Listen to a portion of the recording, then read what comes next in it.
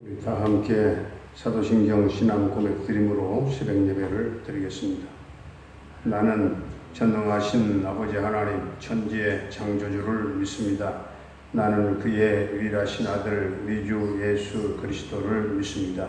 그는 성령으로 잉태되어 동정녀 마리아에게서 나시고 본디오 빌라도에게 고난을 받아 십자가에 못 박혀 죽으시고 장사된 지 사흘 만에 죽은 자 가운데서 다시 살아나셨으며 하늘에 오르시어 전능하신 아버지 하나님 우편에 앉아 계시다가 거기로부터 살아있는 자와 죽은 자를 심판하러 오십니다. 나는 성령을 믿으며 거룩한 공교회와 성도의 교제와 죄를 용서받는 것과 몸의 부활과 영광을 믿습니다. 아멘. 우리 찬송가 452장입니다. 452장.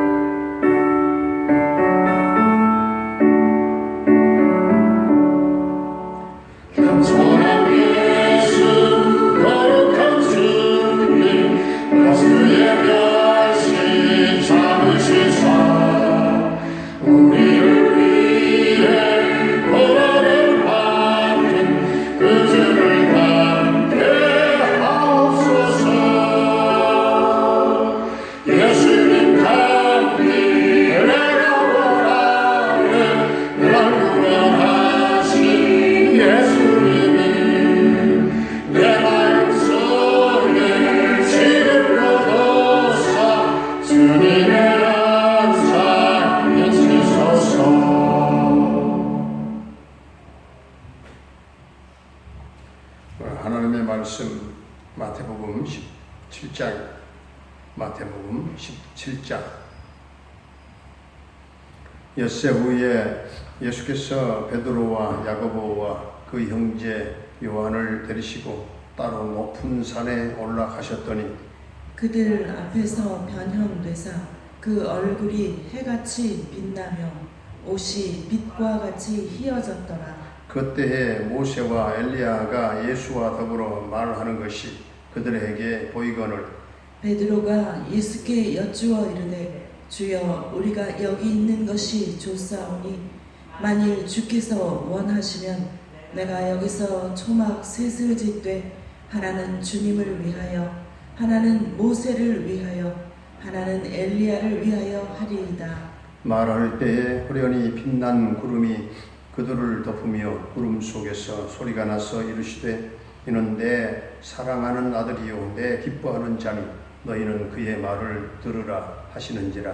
제자들이 듣고 엎드려 심히 두려워하니 예수께서 나와 그들에게 손을 대시며 이르시되 일어나라 두려워하지 말라 하시니 제자들이 눈을 들고 보매 오직 예수 외에는 아무도 보이지 아니하더라. 그들이 산에서 내려올 때에 예수께서 명하여 이르시되 인자가 죽은 자 가운데서 살아나기 전에는 본 것을 아무에게도 이르지 말라 하시니 제자들이 물어 이르되 그러면 어찌하여 서기관들이 엘리야가 먼저 와야 하리라 하나이까. 예수께서 대답하여 이르시되 엘리야가 과연 먼저 와서 모든 일을 회복하리라.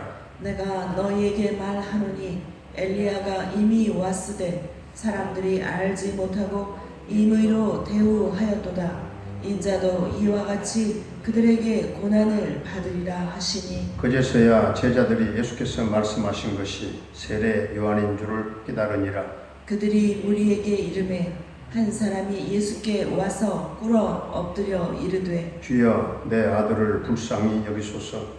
그가 간질로 심히 고생하여 자주 불에도 넘어지며 물에도 넘어지는지라.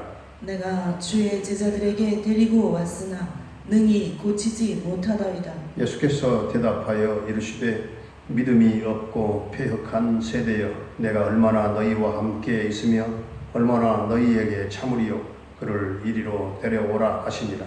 이에 예수께서 꾸짖으시니 귀신이 나가고 아이가 그때부터 나오니라. 이때에 제자들이 조용히 예수께 나와 이르되 우리는 어찌하여 쫓아내지 못하였나이까. 이르시되 너희 믿음이 작은 까닭이니라. 진실로 너희에게 이르노니 만일 너희에게 믿음이 겨자씨 하나만큼만 있어도 이 산을 명하여 여기서 저기로 옮겨지라 하면 옮겨질 것이요 또 너희가 못할 것이 없으리라. 갈릴리에 모일 때에 예수께서 제자들에게 이르시되 인자가 장차 사람들의 손에 넘겨져 죽임을 당하고 제3일에 살아나리라 하시니 제자들이 매우 근심하더라. 가버나움에 이르니 반세계를 받는 자들이 베드로에게 나와 이르되 너의 선생은 반세계를 내지 아니하느냐. 이르되 내신다 하고 집에 들어가니 예수께서 먼저 이르시되 시몬아 내 생각은 어떠하냐. 세상 임금들이 누구에게 관세와 국세를 받느냐. 자기 아들에게냐 타인에게냐. 베드로가 이르되 타인에게니이다.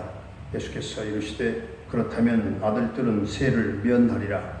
그러나 우리가 그들이 실족하지 않게 하기 위하여 내가 바다에 가서 낚시를 던져 먼저 오르는 고기를 가져 입을 열면 돈 한 세개를 얻을 것이니 가져다가 나와 너를 위하여 주라 하시니라. 아멘. 할렐루야. 살아계신 하나님, 오늘도 우리와 함께 하실 줄로 믿습니다. 예수님께서 베드로와 야고보와 요한을 데리고 높은 산에 올라가셨는데 그들 앞에서 변형되셨어요. 얼굴이 해같이 빛나고 옷이 빛과 같이 휘어졌다 했습니다. 왜 베드로와 야고보와 요한이 그 선택됐는지 정확하게는 알 수 없어요. 예수님이 변화되신 것은 외모가 변화된 것이 아닙니다. 예수님의 본질은 하나님이십니다. 그런데 하나님이신 그분이 인간을 구원하시기 위해서 인간의 몸을 입고 오셨습니다. 그리고 지금까지 제자들과 많은 사람들에게 비춰진 예수님의 모습은 인간에 불과했어요. 인간으로 오셨어요. 물론 예수님께서 능력으로 병자들을 고치시고 바리새인과 서기관들의 그 논쟁에서 그들을 물리치는 그 모습을 보면서 사람들은 엘리야나 에레미야나 혹은 세례 요한쯤 된다고 생각을 했던 것이죠. 그런데 그분은 엘리야가 아니었어요. 에레미야도 아니었습니다. 세례 요한도 아니었어요. 그분은 베드로의 고백대로 그리스도이시며 살아계신 하나님의 아들이셨습니다. 예수님께서 변형되셨다고 하는 것은 원래 그분의 모습으로 돌아가신 거예요. 원래 모습으로. 그러기에 그분의 얼굴은 해같이 빛났고 그리고 옷이 아주 빛처럼 휘어졌다 이렇게 말씀합니다. 아무도 거역할 수 없는 하나님의 모습입니다. 아무도 쳐다볼 수 없는 하나님의 영광입니다. 그 빛의 강렬함은 사람이 도저히 흉내낼 수가 없는 것이죠. 변형된 예수님이 모세와 엘리야와 이야기를 나누는 모습을 본 베드로가 주여 우리가 여기 있는 것이 좋겠사오니 하나는 주를 위하여 하나는 엘리야를 위해서 하나는 엘리야를 위해서 하나는 모세를 위하여 이렇게 초막을 짓겠다고 했어요. 말씀을 자세하게 들여다보면 베드로가 내 개인을 위하여 내 자신을 위하여 하나 짓겠습니다 그렇게 말씀하지 않았어요. 그렇게 말하지 않았죠. 베드로가 원했던 것은 율법을 대표하는 모세와 선지자를 대표하는 엘리야의 영광이 계속해서 자신의 눈앞에 펼쳐지기를 원했던 것이죠. 제자들은 이런 영광 가운데 계속 머물기를 원했습니다. 그러나 하나님은 모든 인류를 위한 십자가 사건을 계획하고 계셨지요. 그들은 이는 내 사랑하는 아들이요 내 기뻐하는 자라. 예수 그리스도가 어떤 분이신지 말씀하시는 하나님의 음성을 너무나도 또렷하게 들었기 때문에 심히 두려워하며 엎드렸다 이렇게 말씀합니다. 우리가 신앙생활을 할 때도 하나님 말씀 앞에 이런 두려움이 필요합니다. 말씀은 말씀이고 내 생각은 내 생각이고 그러한 태도를 철저하게 우리가 버려야 된다 하는 말씀이죠. 지금 제자들은 예수님 외에는 아무도 보이지 아니하는 이런 신비한 체험을 했던 것입니다. 예수님께서는 9절에서 인자가 죽은 자 가운데에서 살아나기 전에는 본 것을 아무에게도 이러지 말라 이렇게 말씀하십니다. 주님은 자신이 메시아라고 하는 사실을 천하에 알릴 수 있는 절호의 찬스, 절호의 기회입니다. 그런데 주님은 그걸 거부하셨어요. 왜 그랬을까요? 영웅 대접받는 것보다 사람들에게 인기를 얻는 것보다 주님에게는 정말 주님의 사역이 너무나 중요했기 때문에 그렇습니다. 그런데 이 말씀 때문에 제자들은 혼란이 생겼어요. 제자들은 예수님께서 죽으셔야 한다고 하는 그 사실이 믿겨지지가 않았어요. 왜냐하면 방금 그들은 표나 산상에서 하나님의 음성을 들었기 때문에. 그런데 그분은 자신이 지금 죽는다고 말씀하고 계시잖아요. 그들이 지금 본 것은 변화산에서 모세와 함께 있었던 엘리야. 그 엘리야 외에는 본 일이 없어요. 그런데 주님은 엘리야가 이미 왔는데 사람들이 알지 못했다고 했어요. 더구나 엘리야가 오면 정치적으로 그들을 회복시켜 줄 것이라고 믿었지요. 그런데 13절을 보니까 그제서야 제자들이 예수님께서 말씀하신 것이 세례 요한인 줄 깨달으니라. 그때서야. 그렇다면 그들은 왜 세례 요한이 엘리야라고 하는 사실을 깨닫지 못한 것일까요? 이것은 단순히 어떤 육적인 그런 문제가 아니라 영적인 문제이기 때문에 그렇습니다. 단순한 사실이 아니라 영적인 진리에 관한 문제이기 때문에 그렇습니다. 세례 요한이 무엇을 선포했습니까? 회개하라, 천국이 가까이 왔느니라 이렇게 선포했지 않았겠습니까? 그런데 사람들은 그 말을 알아듣지 못했어요. 그리고 헤롯 왕과 그 당시의 정치 세력들은 그를 가두어 버리고 놀이객감으로 삼아서 그의 목을 치고 말았지요. 모두가 영적 진리에 대해서 다 눈이 어두웠기 때문에 그렇습니다. 그러니 예수님을 알아볼 리는 더더욱 없었습니다. 예수님께서 빛으로 구원자로 이 땅에 오셨지만 그분을 알아보지 못했다 그 말이 단지 영광의 메시아만 생각을 했지 고난받는 메시아를 생각하지 못했던 것입니다. 그분이 참 메시아라고 하는 사실을 알지 못했습니다. 우리가 예수님을 안다고 말하면서도 주님을 만나지 못할 때가 한두 번이 아닙니다. 우리가 예수님을 깨닫는다고 말하면서도 정말 그분을 주님을 느끼지 못할 때가 많다고 말이에요. 우리가 예수님은 살아계신 하나님의 아들이십니다라고 고백하면서도 내 삶의 목표가 올바르지 못하고 생각이 정말 뒤죽박죽일 때가 많다고 말이죠. 오늘 우리 곁에 와 계신 주님을 자신의 인생에 있어서 그냥 임의대로 대하는 분들이 많아요. 오늘 14절부터 21절까지는 겨자씨 하나만한 믿음을 말씀하고 있습니다. 어떤 사람이 간질병에 걸린 자기 아들을 데리고 왔지요. 예수님이 그 아들을 괴롭히는 귀신을 꾸짖어 쫓아내시는데 제자들이 우리는 왜 쫓아내지 못합니까? 그렇게 질문을 했을 때에 예수님이 어떻게 대답을 하시는지 오늘 20절 말씀을 같이 한번 20절 다시 한번 함께 봉독을 하겠습니다. 시작. 이르시되 너희 믿음이 작은 까닭이니라. 진실로 너희에게 이르노니 만일 너희에게 믿음이 겨자씨 하나만큼만 있어도 이 산을 명하여 여기서 저기로 옮겨지라 하면 옮겨질 것이요 또 너희가 못할 것이 없으리라. 아멘. 바로 이 말씀 바로 앞에 17절을 보면 제자들에게 데리고 갔는데 이 못 고쳤을 때 예수님은 믿음이 없고 패역한 세대여 내가 얼마나 너희와 함께 있으며 얼마나 너희에게 참으리요. 이런 이 말씀이 무슨 말씀일까요? 이제 지금쯤이면 그들 스스로 믿음 있는 행동을 하고 삐뚤어져 있는 것들은 바르게 하고 주님의 품성을 닮아가야 하는데 그렇지 못하다 그 말씀입니다. 우리들의 믿음이 언제까지 어린아이의 수준에 머물러 있겠느냐 하는 말씀입니다. 믿음은 계속해서 자라나야 한다 그 말씀입니다. 22절부터 27절까지는 세금에 관한 또한 성도의 자세를 말씀하고 있는데 그 당시에 바리새인들, 서기관들, 장로들은 예수님에 대해서 굉장히 기분이 상해 있었어요. 기분 좋지 않았어요. 여러분에 걸쳐서 예수님과 안식일에 관한 논쟁을 했습니다마는 도무지 예수님께 흠잡을 만한 것이 없었거든요. 그러자 이 성전세에 관한 논쟁을 시작을 했어요. 거두절미하고 중요한 사실은 24절 이하에 예수님이 성전세를 내시는 장면이 나오지요.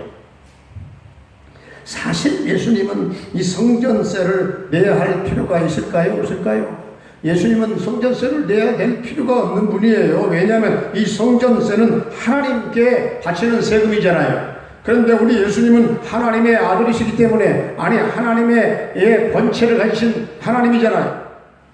그러나 예수님께서는 성전세를 바치셨어요. 그 이유는 27절에 다시 한번 같이 한 목소리로 봉독을 하겠어요. 27절 시작. 그러나 우리가 그들이 실족하지 않게 하기 위하여 내가 바다에 가서 낚시를 던져 먼저 오르는 고기를 가져 입을 열면 돈 한 세겔을 얻을 것이니 가져다가 나와 너를 위하여 주라 하시니라. 아멘. 한마디로 저들이 오해하지 않게 하기 위해서 성전세를 내셨어요. 예수님께서는 세금을 내실 때 참 별난 방법으로 예수님은 세금을 내셨거든요.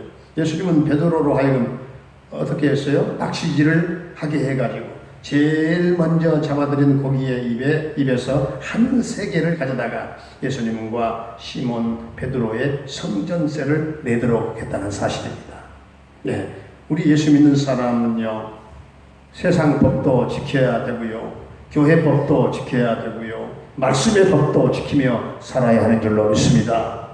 오늘 하루도 예수님만 우리 눈에 보이고 예수님만 내 인생의 주인 되는 그런 삶을 살아갈 수 있기를 주의 이름으로 축원합니다. 은혜로우신 우리 아버지 하나님, 우리 예수님께서 하신 말씀을 듣고 주님의 구원을 두렵고 떨림으로 이룰 수 있게 해 주시옵시고, 우리도 복잡하게 보이는 것이 많은 이 세상에 살아가면서 정말 변화선상의 주님을 체험하게 해 주시옵시고, 예수님 외에는 다른 것은 보이지 않게 하시고, 예수님이 오셨는데 예수님을 임의대로 대하는 그런 일이 없게 해 주시옵시고, 주님 겨자씨 하나만한 믿음도 없어서 우리 주님께 책망받는 자 되지 않게 하여 주시옵시고, 아직도 어린아이 같은 믿음의 수준에 머물러 있지 않게 하여 주옵시고, 말씀의 씨앗이 떨어질 때마다 날로 믿음이 쑥쑥 자라나게 하여 주시옵시고, 성숙한 믿음의 성도로 주님 사역을 감당하는 성도들이 되게 하여 주시옵소서. 예수님이 성전세를 내시는 것을 보았습니다. 우리도 세상 법도 잘 지키게 하시고 교회 법도 잘 지키게 하시고 하나님의 백성으로서 마땅히 드려야 될 11조를 정확하게 드릴 수 있게 하여 주시옵시고, 가이사의 것은 가이사에게, 하나님의 것은 하나님께 드리는 성경적인 바른 삶을 살아가도록 주님 은총을 베풀어 주시옵소서. 주님, 오늘도 우리 성도들의 가정과 생업과 직장과 모든 사업장을 지켜주시고 하늘 문을 열어주시고 복을 나려 주옵소서. 노부모님들의 남은 일생을 인도하시고 축복해 주시기를 원합니다. 자녀들의 장래를 크게 인도하시고 축복해 주시기를 원합니다. 수험생들, 사랑하는 모든 수능생들에게 지혜, 청명, 집중력, 적용 능력 주셔서 사랑하는 자녀들 모두가 다 승리하게 하여 주시옵소서. 병마로 말미암아 고통 겪고 있는 사랑하는 성도들 한 사람 한 사람 주님 만져주시고 터치하시고 주님 십자가 보혈을 발라 정치하시고 깨끗게 하여 주옵소서. 나사렛 예수의 이름으로 명하는 우리 사랑하는 우리 성도들을 괴롭히는 모든 병만은 떠나갈지어다. 악한 영도, 어둠의 영도, 우울한 영도 다 떠나갈지어다. 우리 하나님 깨끗함을 입혀 주시옵소서. 군대에 가 있는 사랑하는 영준이와 한결이 군 생활을 주여 저들의 생명을 보호해 주시고 군생활을 지켜 인도하시며 저녁때까지 두 아들과 함께 하실 줄로 믿습니다. 캐나다에 나가 있는 정찬섭 집사님의 가정을 도와주시고 형통케 하시며 평강 또한 승리의 소식과 함께 그곳에서 큰 대성의 역사를 이루게 하여 주시옵소서. 아버지 하나님, 김경미 목사님을 비롯한 우리 모든 선교사님들의 그 선교 사역을 도와주시고 하나님 성령 충만케 기름 부어주시고 저들을 통해서 열방 땅 이방 땅에 끊임없이 하나님의 나라 확장의 역사가 있게 해 주옵소서.